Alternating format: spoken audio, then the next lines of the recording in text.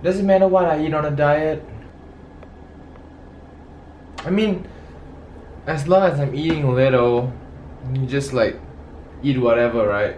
And like, as long as I'm like below a certain calories, I'm okay.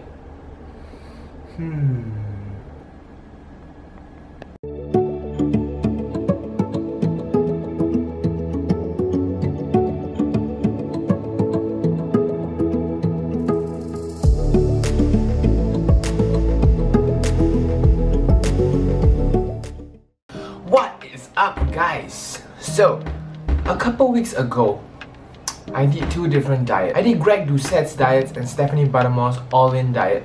So Greg's diet focuses on lower calorie dense foods, while Stephanie Buttermore eats more so of whatever she wanted till she felt full. Greg's diet focuses on lower calorie dense food to help you stay lean year round. Through feeling full and choosing smart food choices instead of forcing yourselves to starve while eating shitty food and feeling hungry, it's gonna be much harder to stay lean. Stephanie Buttermore was doing an all-in diet in order to recover from what she had, which was missing her period and some health issues she actually faced after dieting for her bodybuilding show.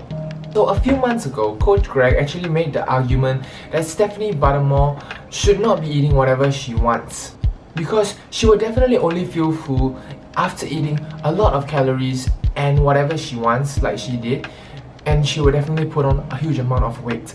This was due to the fact that her food choices were not really very satiating, not rich in fiber, not rich in protein, and she's gonna struggle to feel full eating a little amount of them. So the only way she's gonna feel full, like she aims to do, will be to eat a huge amount of it. Today I will actually be exploring there are two different ways of eating, how it actually makes you feel full, how it makes you feel overall. I want to explore if it is true that eating low calorie dense food high in volume will make you feel full as compared to if you eat like a regular person, like how Stephanie Buttermore actually did, and how it will actually make you feel more satiated and easier to stay on a caloric deficit. I want to say I am simply using Stephanie Buttermore's diet as an example and not bashing her at all, because I feel her diet is actually very similar to how most people eat. Without further ado, I'll start with meal 1. Meal 1 are both their signature meals, Greg Doucette's Anabolic French Toast and Stephanie Buttermore's Protein Oatmeal. I would say this meal is probably the closest to a low calorie dense food that will make you feel full. Stephanie Buttermore actually ate this meal throughout her life and even through her bodybuilding journey. And of course, Greg Doucette is famous for his Anabolic French Toast, which tastes great. So overall, taste-wise, both of them tasted great. I would say they are very close in comparison in terms of taste. If the French toast was 8.5 out of 10, I would give the oatmeal a 7.5 out of 10. Both of them very easy to eat in terms of flavor. They tasted great, and I do not feel that I'm dieting if I eat any of them at any point of time. Both of them are actually also excellent replacements for their fattening counterparts. For example, the ordinary French toast, waffles, pancakes. I would actually even argue that these meals taste better than most of those meals that you find out there at diners, restaurants, or whatever breakfast place you go to. I would say the French toast is slightly more filling than the oatmeal. However, both of them really actually filled me up and I felt full after the breakfast. It was really satisfying for me. I personally prefer the French toast as there is more volume to it and I can eat it in terms of I can have it more bites and it takes longer to eat it, and then I feel more satisfied and satiated. But it really wins by a very small margin in this aspect. In terms of convenience, I would say it's very dependable.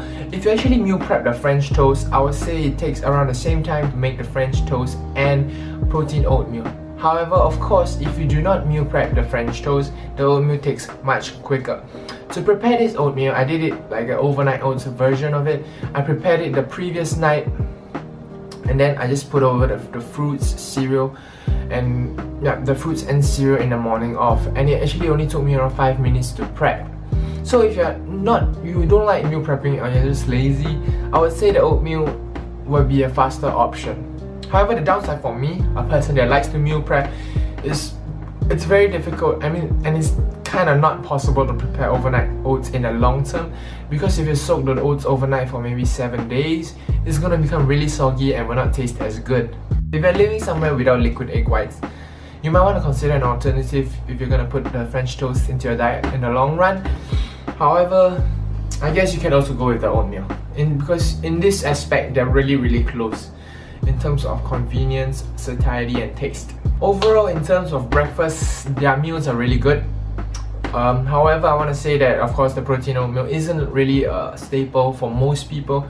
I really doubt most people actually eat protein oatmeal regularly on a daily basis.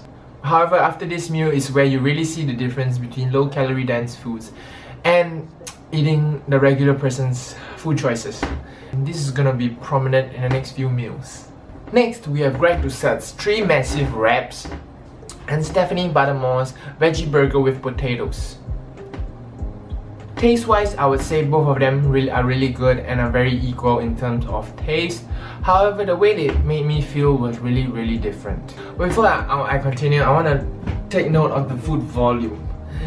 Comparing the wraps, I had to use a baking tray as seen in this photo, and compared to the burger, it's just a small little plate. So you can really see that the volume, in terms of the food volume, is very different. And that being said, the calories are around the same. However, the wraps are much more and larger in food volume.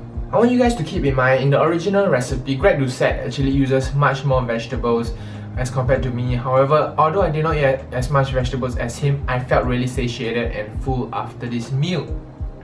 So if you really struggle with feeling full, you can try adding more vegetables to your meal, be it spinach or a salad. In Singapore, for me, I actually use romaine lettuce because that's the cheapest option. A bag of spinach over here costs $5 to $6, so there's no way I'm going for that.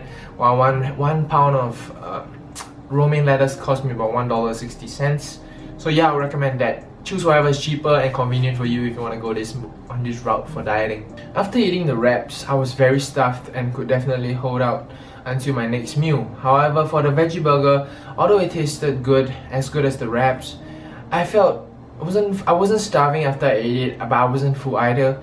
And after around 30 minutes, I started to feel hungry again. I feel that showed that the veggie burger actually needed more fiber and even more protein in order to make me feel full for an extended period of time. Overall, I would much rather eat the wraps to feel fuller so I can actually stick to my diet. Next, moving on to the next meal comparisons. I'll be lumping the next few meals together and comparing it as a whole. As I have found really common trends between the next few meals, I'm going to split the foods into 2. Number 1, Team Greg. So Team Greg is basically the protein bar, anabolic protein ice cream, grilled cheese sandwiches and the popcorn. While Team Stephanie on the other hand would be the cake, cereal, pasta bolognese, 4-cheese ravioli, ice cream and fruits. Oh yeah, and sushi. I would say Team Greg's meals are very different from what a regular person would eat. He has actually used his own recipes to recreate foods that imitate the ordinary counterparts, while also tasting very close to them, as close as possible. These foods are all very low calorie dense, and I would admit they do not taste as good as the original ones, but they come pretty darn close. On the other hand, Stephanie Buttermore eats more or less whatever she wants. Like I've said so many times already, her food choices are more or less what the average Joe eats on a daily basis, and these foods taste pretty good, however are not very rich in nutrients. For example, they're not very high in protein and fiber.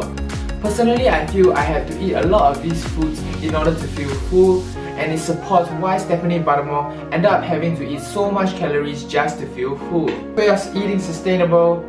I mean, duh, of course it is. It's tasty and it's convenient. However, I would feel the one downside about this is it's pretty expensive. However, eating in this way will probably result in you not being as lean as you would like, as you're gonna have to eat a lot of calories in order to feel satiated and full. As a person that really likes his sweets, I feel the best way to eat and diet, for health reasons in particular, would be possibly in a moderated version of the two. I wouldn't want to forego my indulgence, as I also do believe it's a healthy and a good idea to consume these foods for your mental health, and it's also good to satisfy your cravings every once in a while. However, consuming as much as Stephanie Buttermore did would probably lead to excessive weight gain, and it wouldn't be as good for your health. I would say finding a middle between the two and maintaining a healthy 15 to 20% body fat for men and slightly higher for women is possible and sustainable. I would encourage possibly implementing a calorie limit every day and protein goal to maintain muscle mass and increase satiety levels. If you would like to lose weight, it's possibly a good idea to increase the types of Coach Greg's foods, as this will help you stick to a lower overall calorie intake while feeling satiated. Feeling satiated is very important as it helps you stick on a diet. In conclusion, the higher percentage allocation of your diet to Coach Greg type meals, which are low calorie dense food, this will equal to higher satiety levels and it will be easier to stick to your diet. The lower percentage allocation to his types of food will lead to needing to more mental strength to stick to a low calorie diet, and I will highly encourage if you want to stick to a calorie deficit to increase your allocation to low calorie dense foods. A healthy moderation of both is probably your best idea. And that's it for the video. Thank you guys for watching. 2 diets has really taught me a lot about low calorie dense foods and its importance in weight loss. So thank you guys for watching.